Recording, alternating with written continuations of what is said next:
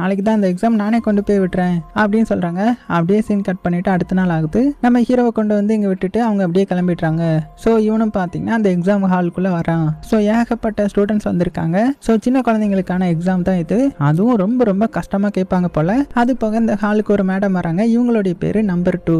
அவங்க இந்த ஸ்டூடெண்ட்ஸ்க்கான கொஸ்டின் பேப்பர்லாம் கொடுத்துட்டு உங்களுக்கு 1 hour டைம், அதுக்குள்ளே நீங்கள் இதை ஃபில் பண்ணணும் அப்படின்னு ரொம்பவே ஸ்ட்ரிக்டாக சொல்ல எக்ஸாமும் ஸ்டார்ட் ஆகுது. நம்ம ஹீரோவை பார்த்தீங்கன்னா ஒவ்வொரு கொஸ்டினுக்கா அவனே யோசிச்சு ஆன்சர்லாம் பண்ணுறான். கொஸ்டின்லாம் பார்த்தீங்கன்னா வித்தியாசமாக இருக்குது. ஒரு கொஸ்டினில் யானையும் ஒரு குதிரையும் கீழே விழுது, இதில் நீங்கள் எதை காப்பாற்றுவீங்க அப்படின்னு கேட்குறாங்க. நம்ம ஹீரோ வந்து என்ன போடுறான்னா, நான் யானையை தான் காப்பாற்றுவேன், அது மூலமாக அந்த குதிரை கீழே விழுறதை தடுத்துடலாம் அப்படின்ற மாதிரி எழுதுறான். இந்த மாதிரி நிறைய வித்தியாசமான கேள்விக்கு ஹீரோ வந்து வித்தியாசமான பதிலாம் எழுதுறான். கடைசியாக என்ன கொஸ்டின் கேட்டிருக்காங்கன்னா, நீங்க பிரேவான ஆளா அப்படின்ற மாதிரி கேட்டிருக்காங்க. ஸோ ஹீரோவுக்கு இதுல என்ன சொல்றதுன்னே தெரியல. இருந்தாலும் கொஞ்ச நேரம் யோசித்துட்டு நானும் அப்படி நினைக்க தான் ஆசைப்படுறேன் அப்படின்ற மாதிரி எழுதி விட்டுறான். அதே டைம்ல டைமும் முடியுது. இந்த மேடமும் பார்த்தீங்கன்னா எல்லாருடைய டெஸ்ட் பேப்பரையும் வாங்கிடுறாங்க. அப்புறமா அவங்களே பார்த்தீங்கன்னா அந்த எக்ஸாம் பேப்பரை திருத்துறாங்க. அது வரைக்கும் ஸ்டூடெண்ட்ஸும் அமைதியாக வெயிட் பண்ணிட்டு இருக்க.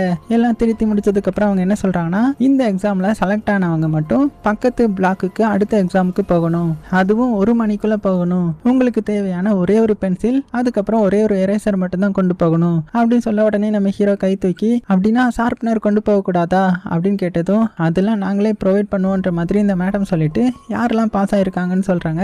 யாரெல்லாம் பார்த்தா நம்ம ஹீரோ மட்டும்தான் இவ்வளோ பேர்ல ஒரே ஒரு ஆளா செலக்ட் ஆகிருக்கிறான். ஸோ மற்ற எல்லா ஸ்டூடெண்ட்ஸும் பார்த்தீங்கன்னா என்னடா இது அப்படின்னு சொல்லிட்டு வெக்ஸில் அங்கேருந்து கிளம்பிட்டுறாங்க. நம்ம ஹீரோவும் நம்ம பாஸ் ஆகிட்டோமா அப்படின்னு சொல்லிட்டு அடுத்த எக்ஸாமுக்காக வெயிட் பண்ணுறான். இப்படியே கொஞ்ச நேரம் வெயிட் பண்ணதுக்கப்புறம் அடுத்த எக்ஸாம் ஹாலுக்குள்ளே ஸ்டூடெண்ட்ஸை கூப்பிடுறாங்க. ஸோ நம்ம ஹீரோவும் போயிட்டு இருக்கும்போது முன்னாடி போயிட்டு இருந்த ஒரு பொண்ணுடைய பென்சில் வந்து பார்த்தீங்கன்னா இந்த ட்ரைனேஜுக்குள்ளே விழுந்துருது.